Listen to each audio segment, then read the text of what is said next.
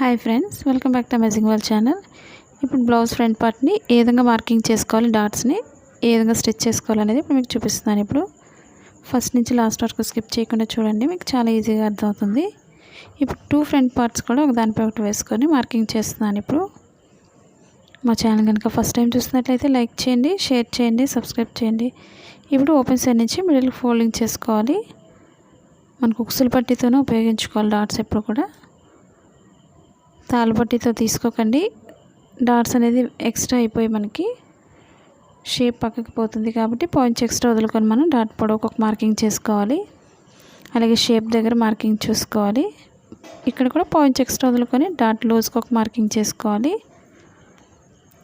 ఇప్పుడు డాట్కి 1.5 గ్యాప్ ఉంచుకోవాలి మార్కింగ్ అనేది. ఈ రెండింటికి మధ్యలో నుంచి 3వ డాట్ మార్కింగ్ చేసుకోవాలి చంక భాగానికి.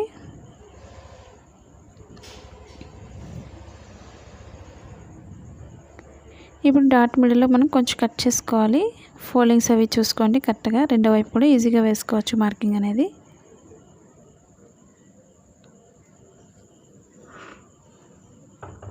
ఇప్పుడు డాట్ మిడిల్లో ప్రతి డాట్స్ దగ్గర కూడా కట్ చేసుకోవాలి.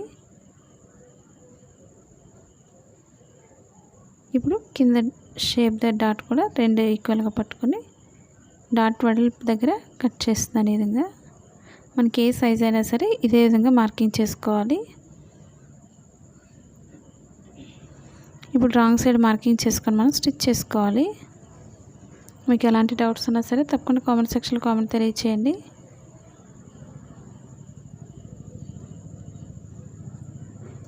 మన blouse cutting Telugu second channel ఉందండి, అది కూడా ఒకసారి చూసి లైక్ చేయండి, షేర్ చేయండి, సబ్స్క్రైబ్ చేయండి. ఇప్పుడు స్టిచ్చింగ్ పాయింట్ దగ్గరికి ఒక మార్కింగ్ చేసుకోవాలి.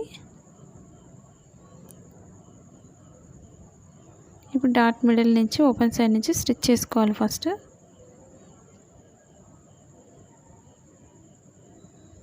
ఎండింగ్ ఎప్పుడు కూడా రఫ్ చేసుకోవాలి, లేదా 2 టైమ్స్ అయినా స్టిచ్ చేసుకోవాలి. ఇప్పుడు షేప్ డాట్ స్టిచ్ చేసుకోవాలి.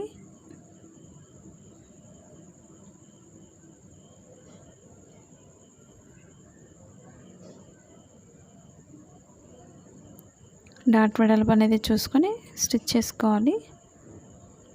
ఫోల్డింగ్స్ 2 కూడా ఈక్వల్గా ఉండేలా చూసుకొని స్టిచ్ చేసుకోవాలి.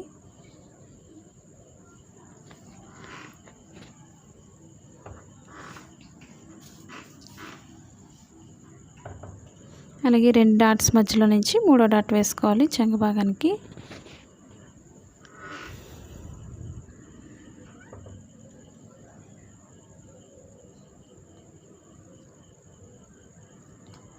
మరీ పొడవు వేసుకోకండి డాట్ అనేది.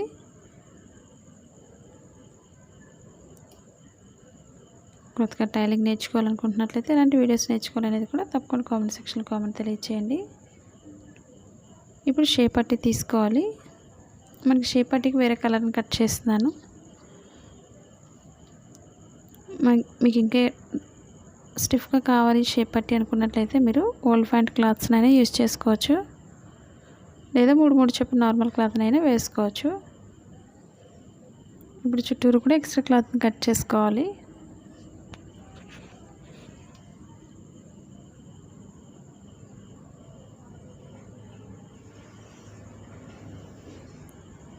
ఆన్లైన్ షాపింగ్ చేయాలని ఇంట్రెస్ట్ ఉండేవాళ్ళు, చాలామంది క్రొత్తగా టైలింగ్ నేర్చుకునే వాళ్ళు మిషన్స్ కావాలని అడుగుతున్నారు కదండి.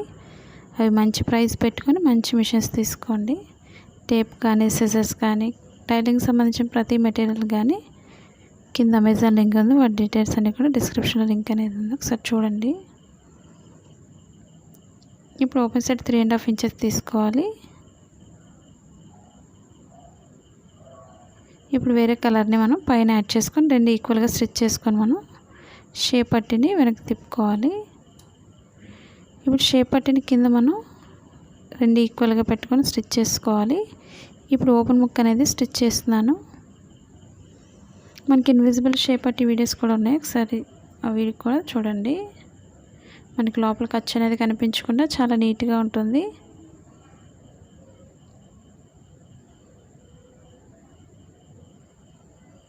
ఈ విధంగా 2 ఈక్వల్గా స్టిచ్ చేసుకోవాలి. మనకు ఉక్సులు పట్టీకి ఎప్పుడు కూడా ఎక్స్ట్రా క్లాత్ అంతా కూడా లోపల ఫోల్డ్ అయిపోతుంది.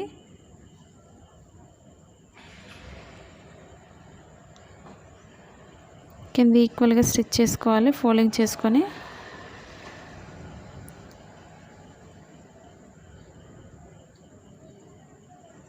ఇప్పుడు కింద లైన్ కూడా తిప్పుకొని స్టిచ్ చేసుకోవాలి.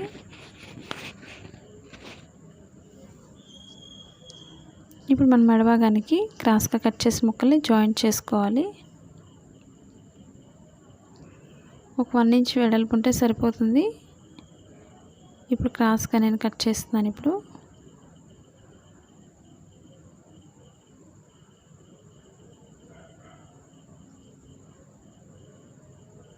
ఈ విధంగా మనం క్రాస్గా కట్ చేసుకోవాలి. క్రాస్ కటింగ్కి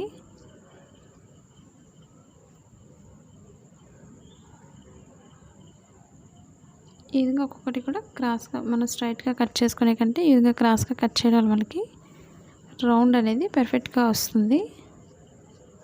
మనం క్రాస్ కటింగ్ స్ట్రైట్ పీస్ తీసుకోకూడదు ఎప్పుడు కూడా. ఈ విధంగా మనం ఒక సైడ్ ఎక్స్ట్రా క్లాత్స్ అనేవి ఉంటే కట్ చేసుకోండి. మన మెడ చుట్టూరు కూడా ఎంత నీట్గా వేస్తే సన్నగా వేస్తే అంత నీట్గా వస్తుంది.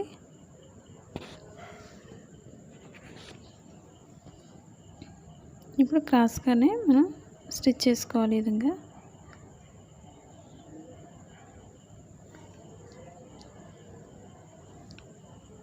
ఈ విధంగా మనం చివరి వరకు ఫోల్డింగ్ అనేది కరెక్ట్గా చూసుకొని స్టిచ్ చేసుకోండి. మనకి నీట్గా వస్తుంది మెడ చుట్టూరు స్టిచ్ చేసుకోవడానికి.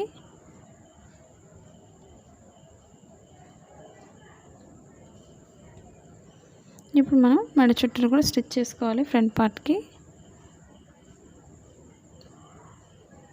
ఇప్పుడు ఫ్రంట్ పార్ట్ రౌండ్ తిరిగే దగ్గర చిన్న ఫోల్డింగ్ చేసుకొని స్టిచ్ చేసుకోవాలి.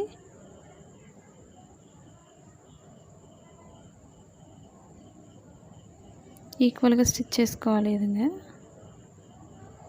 ఎక్స్ట్రా క్లాత్ని కట్ చేసుకోవాలి. ఇప్పుడు మెడ చుట్టూరు కూడా కొంచెం కట్ చేసుకోవాలి. ఇప్పుడు మనకి రౌండ్ అనేది పర్ఫెక్ట్గా వస్తుంది.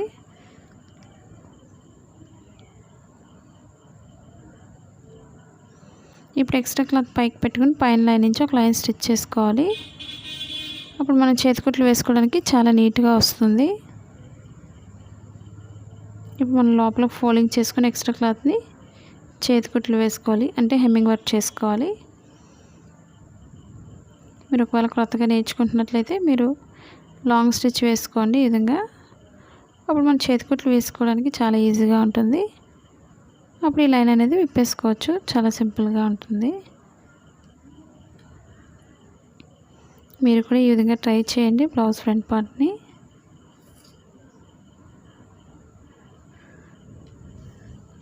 చూసారు కదా ఫ్రెండ్స్, ఈ వీడియో మీకు నచ్చినట్లయితే లైక్ చేయండి, షేర్ చేయండి, సబ్స్క్రైబ్ చేయండి. అలాగే మా సెకండ్ ఛానల్ కూడా సపోర్ట్ చేయండి. మీరు ఎలా నేర్చుకుంటున్నారనేది కూడా తప్పకుండా కామెంట్ సెక్షన్లో కామెంట్ తెలియజేయండి. Thank you for all watching.